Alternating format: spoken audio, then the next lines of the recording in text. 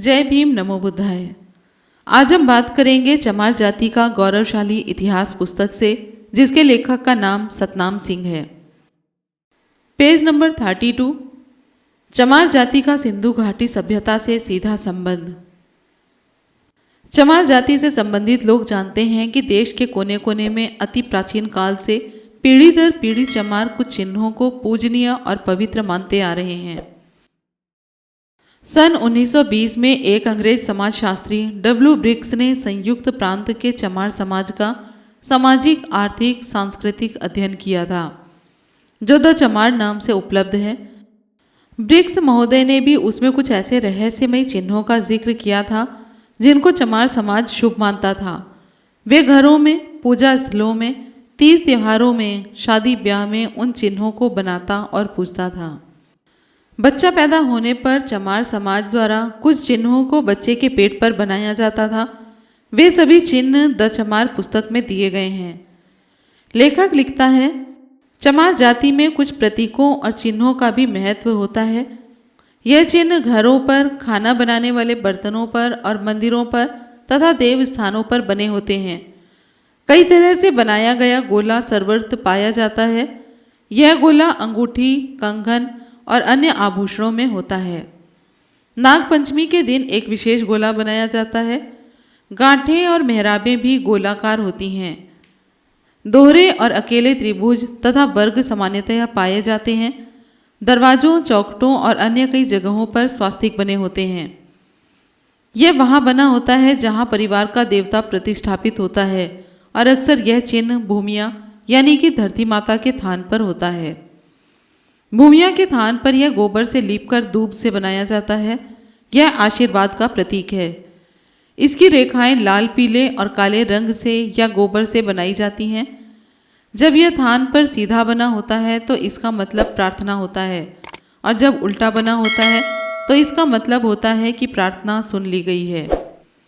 बैलों की पीठ पर और घरों पर थापे बनाए जाते हैं। घरेलू रीति रिवाजों में इसी तरह के अन्य संदर्भ भी पाए जाते हैं। आड़ी तिरछी रेखाएं भी बनाई जाती हैं। स्वास्तिक की पूजा से संबंधित कई चिन्ह बनाए जाते हैं और संरक्षात्मक उपायों के रूप में कई प्रतीक बनाते हैं। जब इन चिन्हों का मिलान सिंधु घाटी की सभ्यता से मिली मुद्राओं पर अंकित चिन्हों से किया गया तो हैरानी का कोई ठिकाना ना रहा। चमारों में पवित्र माने जाने वाले सभी चिन्ह सिंधु घाटी सभ्यता की खुदाई में मिली मुद्राओं पर मौजूद थे। यह सबसे प्रमुख प्रमाण है यह सिद्ध करने के लिए कि चमारों का सिंधु घाटी सभ्यता से सीधा संबंध है। वे उस महान सभ्यता के वारिस हैं, मूल निवासी हैं। इन चिन्हों का निम्न ब्यौरा देखा जा सकता है। यहाँ पर ध्यान देने योग्य बात यह है कि द चमार पुस्तक जब लिखी गई थी उस समय का यह लिखित इतिहास है कि चमार इन चिन्हों का प्रयोग करते थे। उस समय तक सिंधु घाटी की सभ्यता का विश्व को ज्ञान नहीं था। भूमिया माता के थान पर चमारों द्वारा स्वास्तिक यानी कि सेतिया उल्टा और सीधा दोनों तरह से बनाया जाता था। ब्रिग्स महोदय ने ऊपर लिखा है कि सीधा चिन्ह प्रार्थना करने के लिए तथा उल्टा चिन्ह प्रार्थना के स्वीकार होने का प्रतीक है। हैरानी की बात यह है कि सिंधु घाटी की सभ्यता की खुदाई में दोनों ही तरह के यानी कि उल्टा और सीधा दोनों ही तरह के स्वास्तिक चिन्ह मिले हैं।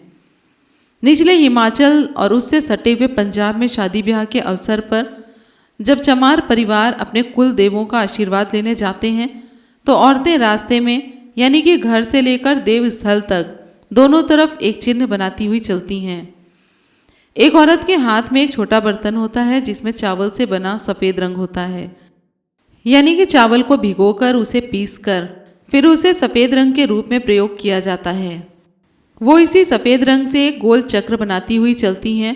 उसके पीछे एक अन्य स्त्री उसी गोल चक्र में लाल रंग से अनामिका द्वारा एक बिंदु लगाती जाती है।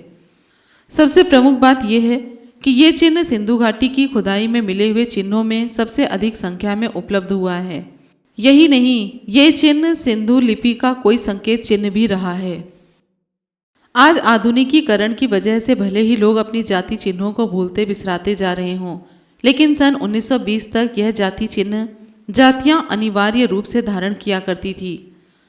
ब्रिग्स महोदय ने अपनी पुस्तक में लिखा है, भूत प्रेतों से बचने के लिए ही चमार शरीर पर जाति चिन्ह धारण करते हैं। वास्तव में ऐसा नहीं है। इसका यह भी एक कारण हो सकता है, लेकिन आमतौर पर जाति चिन्ह तो श्रद्धावश धारण किए जाते हैं। डर से इसे धारण करने वाली ये बात का सभी ने खंडन किया तथा इसे अपने धार्मिक विश्वासों तथा सांस्कृतिक परंपराओं का अटूट हिस्सा बताया। उत्तर प्रदेश के अतिरिक्त चमार जाति के कुल देवों तथा जाति चिन्हों का अध्ययन हिमाचल, पंजाब में भी किया गया है, जिनको आज भी चमार वंश की स्त्रियां गहने की तरह गले में धारण करती हैं तथा विशेष दिनों में उनकी पूजा भी करती हैं। इस अभियान में बहुत ही चौंकाने वाली जानकारियां मिलती हैं। हिमाचल व पंजाब में जाति चिन्हों को साया कहते हैं। लड़की या लड़के का रिश्ता तय करते समय पूछा जाता है कि आपका साया क्या है, यानी कि आपका जाति चिन्ह क्या है। जाति चिन्हों की पूजा करके औरतें इन्हें गले में पहनती हैं। जो चिन्ह साया यानी माँ का होता है वही बेटी का होगा। लड़की की शादी के समय अन्य गहनों के साथ जाति चिन्ह भी बनवाया जाता है। जाति चिन्ह इस प्रकार पीढ़ी दर पीढ़ी आगे बढ़ता जाता है। हिमाचल पंजाब के चमारों के दो जाति चिन्ह यानी कि साए प्रमुख हैं, माइयाँ बीबियाँ, तथा दूसरा जाति चिन्ह है व्याघ्र नर। इसे नर व्याघ्र भी कह देते हैं। व्याघ्र नर का अर्थ है शेरों यानी कि बाघों को पछाड़ने की शक्ति से संपन्न महावीर। ये दोनों चिन्ह सिंधु घाटी की सभ्यता की खुदाई में भरपूर मात्रा में मिले हैं। इस प्रकार नर व्याघ्र सिंधु घाटी की सभ्यता के लोगों का एक पूजनीय देवता था। इसी सभ्यता के वारिस आज के चमार इसे जाति चिन्ह के रूप में गले में धारण करते हैं। यह देवता अलौकिक शक्तियों से संपन्न था। बाघों को भी यह अपनी अलौकिक शक्ति से पछाड़ देता था। इसकी भी कई मूर्तियां बाघों को पछाड़ते हुए खुदाई में प्राप्त हुई हैं। इसे स्थानीय लोग नरसिंह कह देते हैं। यह व्याघ्र नर नरसिंह से अलग है। मूल निवासी अशिक्षा के कारण अपने देवता व्याघ्र नर को नरसिंह समझ बैठे। यह एक विडंबना ही है। इसका अर्थ है बाघों यानी कि शेरों की शक्ति से संपन्न वीर। इसका विष्णु के तथाकथित अवतार नरसिंह से कोई संबंध नहीं है। नरसिंह को मूल निवासियों यानी कि चमारों के नर व्याघ्र से मिलाने की कुटिल कोशिश की गई है। विश्व प्रसिद्ध इतिहासकार डॉक्टर मैके सिंधु घाटी की खुदाई में मिली मुद्रा पर सहायक देवियों तथा प्रमुख देवी के संबंध में लिखते हैं। इसमें संदेह नहीं है कि वृक्ष अधिष्ठात्र मूर्ति एक देवी है। स्क्रीन पर दिखाई जाने वाली 7 मनुष्य मूर्तियां भी निम्न कोटि यानी सहायक की देवियां ही हैं। संभवतः वे प्रधान देवी की पुत्रियां हैं। उनकी संख्या 7 रहस्यमयी प्रतीत होती है, क्योंकि 7 की संख्या के साथ तांत्रिक रहस्य छुपा हुआ है। सर जॉन मार्शल और अन्य विद्वान इन्हें प्रधान देवी की सहायक देवियां मानते हैं। कुछ विद्वानों ने इन्हें देवी की प्रमुख आराधिकाएं लिखा है। ये सहायक देवियां ही हिमाचल और पंजाब के चमारों का जाति चिन्ह यानी साया माइयाँ बीवियां हैं। इन्हें कुछ लोग परियां भी कह देते हैं। इसके आगे जानकारी दी गई है जेठरी देवी ही आदम भूमिया देवी हैं, जिसकी वीडियो हम पहले बना चुके हैं। वीडियो नंबर 372 आप देख सकते हैं। इसके आगे बढ़ते हैं। आगे जानकारी दी गई है काला गोरा देवता के बारे में। द चमार पुस्तक में उल्लेख है कि चमार और अन्य नीची जाति के लोग काले गोरे देव की पूजा करते हैं। खाद्य और पेय पदार्थों से इनकी पूजा होती है। सन 1891 में काले घोरे देव के उपासकों की संख्या 7,50,000 थी। अब प्रश्न ये भी उठता है कि ये काला गोरा देव कौन है, जिसे इतनी बड़ी संख्या में दलित जातियां 1920 तक भी पूजती रही। नतीजा ये निकलता है कि ये भी आदिम नायक था। सिंधु सभ्यता के आदि केंद्र हड़प्पा की खुदाई में इस तरह के पूजनीय देवों की सीलें मिली हैं, जो रात यानी कि काले और दिन यानी कि गोरे प्रतीकों से संपन्न है। यही देव बाद में मूल निवासियों का काला गोरा देव बन गया है। हरियाणा में चमार जाति के जब बच्चे की छठी होती है तो ननिहाल पक्ष की तरफ से बच्चे के लिए जो पीलिया भेजा जाता है, तो उसमें बच्चे के गले में डालने के लिए चांद सूरज भी भेंट करते हैं, जो चांदी के बने होते हैं। ये परंपरा ऐतिहासिक है तथा सिंधु घाटी सभ्यता की इस मुद्रा से मेल खाती है। माननीय कुलदीप कुमार जी ने राजस्थान की चमार जाति का सिंधु सभ्यता से सीधा संबंध बताया है।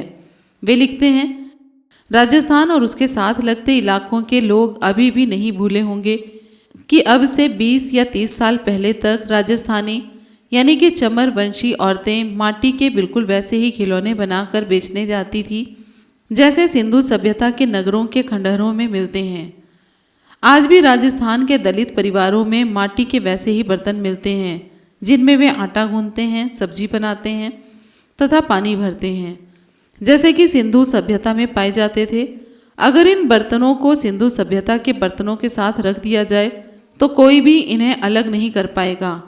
आज भी गुजरात और राजस्थान में अनेक गांवों और दलित बस्तियां ऐसी मिल जाएंगी जो देखने में एकदम सिंधु सभ्यता के नगर लगते हैं। सबसे अहम बात, आज भी अनेकों दलित जातियों में उत्सवों के समय देव मांडने की क्रिया की जाती है। दीवार पर देव बनाए जाते हैं। वह आकृति लगभग वैसी ही होती है जैसे सिंधु सभ्यता के नगर हों। यह आकृति इस प्रकार से बनाई जाती है, एक परकोटा बनाया जाता है, उसमें एक दरवाजा बनाया जाता है, द्वार पर दोनों ओर एक द्वारपाल बनाया जाता है। परकोटे के अंदर 5 देव, एक कुआं, चारपाई, कढ़ाई, लोटा, काली मछली आदि बनाए जाते हैं। ऐसा ही सिंधु सभ्यता के नगरों में मिलता है। राजस्थान के चमर वंश का सिंधु सभ्यता से सीधा रिश्ता है। इसका एक प्रमाण ये भी है कि वहाँ के चमर वंश की औरतें पूरी बाहों में सफ़ेद रंग की मोटी मोटी चूड़ियाँ पहनती हैं। वहीं सिंधु सभ्यता की खुदाई में एक सुंदरी की ऐसी प्रतिमा मिली है जिसमें उसने दोनों बाजुओं में ऊपर तक बिल्कुल वैसी ही सफ़ेद चूड़ियाँ पहनी हैं। मुद्रा में एक बाजू की चूड़ियाँ स्पष्ट हैं तथा एक की टूट चुकी हैं, लेकिन 2 चूड़ियाँ कलाई में तथा 2 कोहनी से ऊपर विद्यमान हैं, जैसा कि आप स्क्रीन पर देख रहे हैं। इसी प्रकार यदि अन्य अछूत कही जाने वाली जातियों के जाति चिन्हों का अध्ययन किया जाए तो और भी चौंकाने वाले सूत्र हाथ लग सकते हैं। यहाँ यह भी उल्लेखनीय है कि देहरी जेठरी पूजन परंपरा अनुसूचित जातियों, जनजातियों और अन्य पिछड़े वर्ग में ही प्रचलित हैं। इससे स्पष्ट हो जाता है कि यह समूचा समाज मूल निवासी है, सिंधु घाटी की सभ्यता का वारिस है। अब सवाल उठता है कि ये जाति चिन्ह यानी कि साए औरतों के गले में ही क्यों पहना जाते हैं, पुरुषों को क्यों नहीं? इसका एक ही तर्क हो सकता है कि सिंधु घाटी की सभ्यता मात्र प्रधान सभ्यता थी। वीडियो के बारे में अपनी राय कमेंट बॉक्स में ज़रूर दें और अपना इतिहास जानने के लिए चैनल को सब्सक्राइब ज़रूर करें। मिलते हैं अगले वीडियो में। जय भीम, नमो बुद्धाय, जय संविधान।